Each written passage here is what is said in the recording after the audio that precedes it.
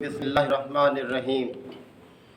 इक़्तरब लिन्नास हिसाबुहुम वहुम फ़ी ग़फ़लतिन मुअरिज़ून मा यअतीहिम मिन ज़िक्रिन मिन रब्बिहिम मुहदसिन इल्ला इस्तमऊहु वहुम यलअबून लाहियतन क़ुलूबुहुम व असर्रु नजवल्लज़ीना ज़लमू हल हज़ा इल्ला बशरुम मिस्लुकुम अफ़तअतूना सिहरा व अंतुम तुबसिरून काल रब्बी यालमुल कौल फिस्समाइ वल अर्ज़ व हुवस समीउल अलीम।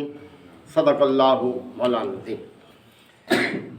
सूरा अंबिया की ये इब्तिदाई आयात हैं और इसके साथ ही 17वें पारे का आगाज़ भी हो रहा है। सूरा अंबिया मक्की सूरा मुबारका है और बयान किया जाता है कि ये नबी करीम सल्लल्लाहु अलैहि वसल्लम के मक्की दौर के वस्ती हिस्से से ताल्लुक़ रखती है। यानी जब जनाब अलैहिस्सलाम को मक्का में अल्लाह के दीन की दावत पहुंचाते हुए तकरीबन 6 साल गुजर चुके थे। अगरचे किसी आयत में ये लफ्ज़ अंबिया इस्तेमाल तो नहीं हुआ, लेकिन इस सूरह मुबारका का नाम सूरह अंबिया इसलिए रखा गया है कि इसमें कसरत से अंबिया कराम का तज़किरा किया गया है। तो आगाज़ हो रहा है कि इक़्तरब लिन्नास हिसाबुहुम, करीब आ गया है लोगों के हिसाब का वक्त। वहुम फ़ी ग़फ़लतिन मुअरिज़ून, और वो हैं कि गफलत में मुंह मोड़े हुए हैं। हिसाब का वक्त करीब आने का मतलब ये है कि अब ये तारीख़ इंसानी का जो सिलसिला है ये अपने आखिरी दौर में दाखिल हो चुका है। ये अपने आगाज़ के मुकाबले में अब अपने अंजाम के ज़्यादा करीब है। नबी करीम सल्लल्लाहु अलैहि वसल्लम ख़ुद इसकी निशानी है। आप अलैहिस्सलाम ने अपने एक फरमान में इशारा करके फरमाया, 2 उंगलियां इस तरह खड़ी करके कि मैं और क़यामत इस तरह से हैं। यानी शहादत की उंगली और वस्ती उंगली कि जैसे इनके दरमियान कोई फासला नहीं है, इसी तरह से अब मेरे और क़यामत के दरमियान ना कोई पैगंबर आना है और ना कोई और हिदायत आनी है। तो लोगों के हिसाब का वक्त करीब आ गया है। अब लोगों को अपने रब के हुजूर पेश होने का वक्त आ गया है। हिसाब किताब का वक्त करीब आ गया है। अपने अमाल की जवाबदही का वक्त जो है वो करीब आ गया है। लेकिन लोगों में बजाय इसके कि इसकी तड़प हो, कि इसकी तैयारी करें, वो गफलत में पड़े हुए हैं।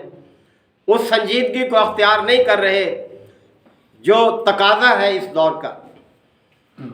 और आगे फरमाया, मा यातीहिम मिन ज़िक्रिन मिन रब्बिहिम मुहदसिन, इनके रब की तरफ से जो भी कोई ताज़ा नसीहत आती है, ताज़ा नसीहत से मुराद जब भी कोई नई सूरत अल्लाह ताला नाजिल फरमाता है, इल्ला इस्तमऊहु, तो उसे तकल्लुफ़न सुनते हैं, संजीदगी के साथ गौर और फिक्र नहीं करते उस पर।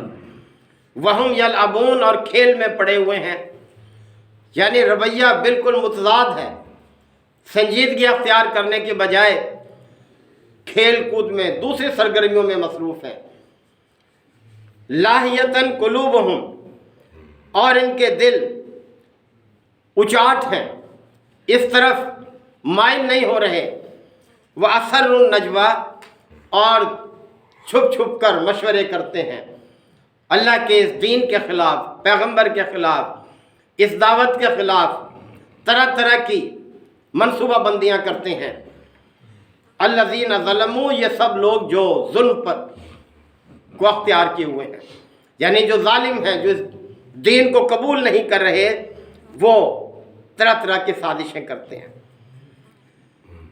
इन साजिशों के हवाले से इब्न इसहाक, जो कि एक कदीम सीरत निगार हैं, वो लिखते हैं। इब्न हशाम में कुछ वाक़यात उन्होंने तहरीर किए हैं। एक वाक़या ये है कि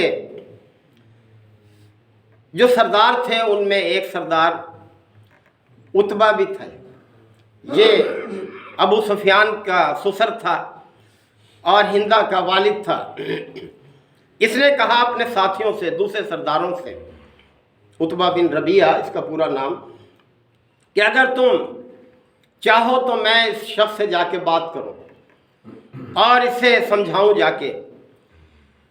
تو سب نے کہا ٹھیک ہے، آپ ہمارے نمائندے بن کر جا سکتے ہیں اور جا کر بات کریں۔ تو یہ شخص گیا نبی کریم صلی اللہ علیہ وسلم کے پاس، آپ بیٹھے ہوئے تھے خانہ کعبہ میں ایک جگہ، اور جا کر کہنے لگا کہ اے بھتیجے، تم نے یہ کیا سلسلہ شروع کیا ہے؟ کیا ایک یہ نیا دین اختیار کر لیا ہے کہ جس سے ہمارے اندر ایک پھوٹ پڑ گئی ہے؟ بھائی بھائی کے خلاف، بیٹا باپ کے خلاف، طرح طرح سے یہ صورتحال ہے، اور آپ کہتے ہو کہ یہ سب گمراہ ہیں، یعنی یہ پرانے لوگ، یہ سب جو گزر گئے، جنہوں نے اللہ کو چھوڑ کر بتوں کی پوجا کی۔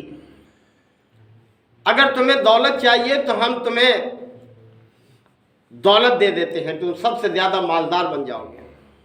اگر تمہیں سرداری چاہیے تو ہم تمہیں اپنا سردار بنانے کو تیار ہیں۔ بادشاہت چاہیے تو ہم بادشاہت دے دیتے ہیں۔ اور اگر خدا نہ خواستہ بیماری ہے کوئی لاحق، جس کی وجہ سے تمہیں کوئی ایسے خواب دکھائی دیتے ہیں کہ جو تم یہ اس طرح کی باتیں کر رہے ہو، تو ہم تمہارا علاج بھی کرا دیتے ہیں۔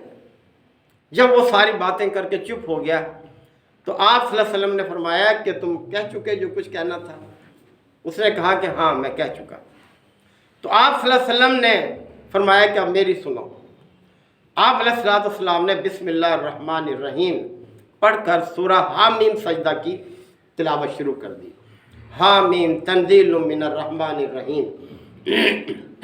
اور 38ویں آیت پر جب آپ پہنچے تو آپ نے سجدہ ادا کیا، اور اس کے بعد فرمایا کہ یہ ہے میری تو بات جو مجھے آپ سے کہنی ہے۔ وہ ساری تلاوت کو ہاتھ پیچھے رکھ کر آپ کو تکتا رہا، سنتا رہا بڑے غور سے، اور پھر اٹھ کر چل دیا۔ اور جب وہ واپس جا رہا تھا اپنے ساتھی سرداروں پر جو اس کا انتظار کر رہے تھے، اور ایک فرد بھی انہوں نے ساتھ بھیجا کہ کیفیت کو دیکھے، تو اس نے جا کر کہا، اور وہ لوگ حیران ہوئے، کہنے لگے کہ یہ اس چہرے سے واپس نہیں آ رہا جس چہرے سے گیا تھا، ضرور اس پہ بھی کوئی اثر ہو گیا ہے۔ اور اس نے آ کر کہا عتبہ بن ربیعہ نے کہ دیکھو اگر تم میری بات مانو تو خدا کی قسم جو کلام میں نے سنا ہے یہ جادو نہیں ہے، یہ کلام ایسا ہے کہ میں نے کبھی ایسا نہیں سنا، اور میرا مشورہ تمہیں یہ ہے کہ تم اس شخص کو اپنے حال پر چھوڑ دو۔ اگر عرب اس پر غالب آ گئے تو تمہارے ہاتھ اس شخص کے خون سے پاک رہیں گے، اور اگر یہ غالب آ گیا عرب پر، اس کی حکومت قائم ہو گئی تو وہ تمہاری ہی حکومت ہوگی، تمہاری ہی عزت ہوگی، لہٰذا اس شخص کو کچھ مت کہو، اس کے حال پر چھوڑ دو۔ تو یہ تھا آپ کے دیکھیں یہ کردار کا، آپ کی سیرت کا، آپ کی تعلیم کا اثر۔ اور دوسرا واقعہ جو محمد بن اسحاق نے بیان کیا ہے، یہ 152 ہجری میں فوت ہوا ہے یہ شخص، یعنی ابتدائی سیرت نگاروں میں سے ہے، ابن حشام اس کی کتاب ہے۔ دوسرا واقعہ یہ لکھا ہے کہ ایک شخص مکہ میں اونٹ فروخت کرنے کے لیے آیا، ابو جہل نے اس سے اونٹ خرید لیے، اور وہ پیسوں کی ادائیگی میں ٹال مٹول کرنے لگا۔ وہ شخص تنگ آ کر خانہ کعبہ میں جو سردار بیٹھے تھے ان کے پاس گیا اور جا کے اپنا حال سنایا۔ انہوں نے کہا کہ بھائی ہم کچھ نہیں کر سکتے۔ وہ شخص بیٹھا ہے ایک طرف، دیکھو وہ محمد، اس کے پاس چلے جاؤ۔ انہوں نے تو مذاق کے طور پر کہا کہ دیکھیں کیا تماشا ہوگا۔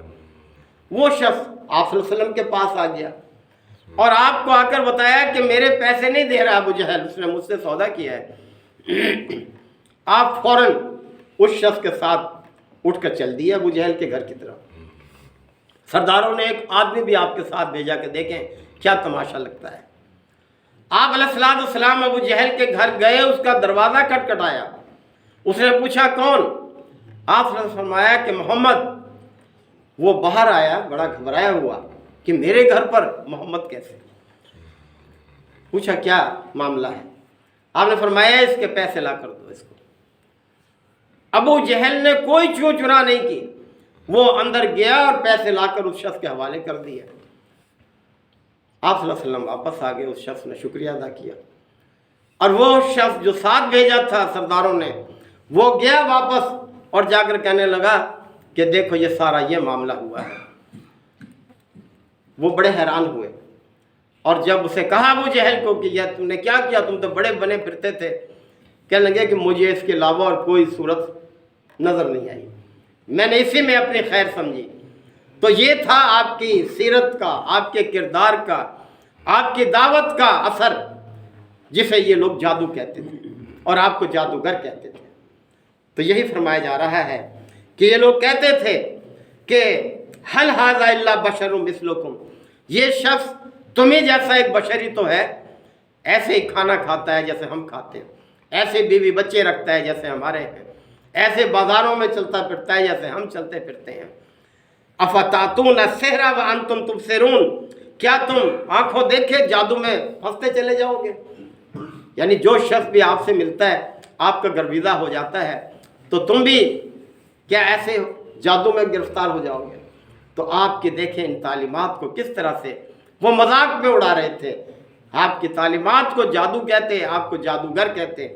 اور پھر یہ کہ قال، آپ صلی اللہ علیہ وسلم نے فرمایا ربی یعلم، میرا رب جانتا ہے، یعلم القول فی السماء والارض، کوئی بات جو زمین میں کی جائے یا آسمانوں میں کی جائے میرے رب کے علم میں ہے، اس کے علم سے باہر نہیں ہے۔ وَهُوَ السَّمِيعُ الْعَلِيمُ، اور وہ سمیع ہے، علیم ہے۔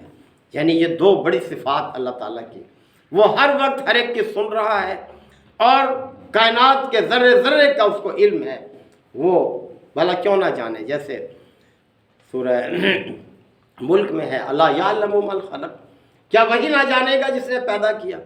اللہ کی مخلوق ہے یہ ساری کائنات، اور وہ اپنی مخلوق سے پوری طرح سے باخبر ہے، کوئی کیا کر رہا ہے، کیا سوچ رہا ہے۔ تو اللہ تعالیٰ نے ہم سب کو اپنی اس کتاب کے ذریعے سے ہدایت کی طرف بلایا کہ اسے اختیار کرو، اسی میں تمہاری خیر ہے۔ اللہ تعالیٰ ہم سب کو عمل کی توفیق عطا فرمائے۔ وآخر دعوانا الحمدللہ وکفا وسلام علی عبادہ الذین اصطفیٰ۔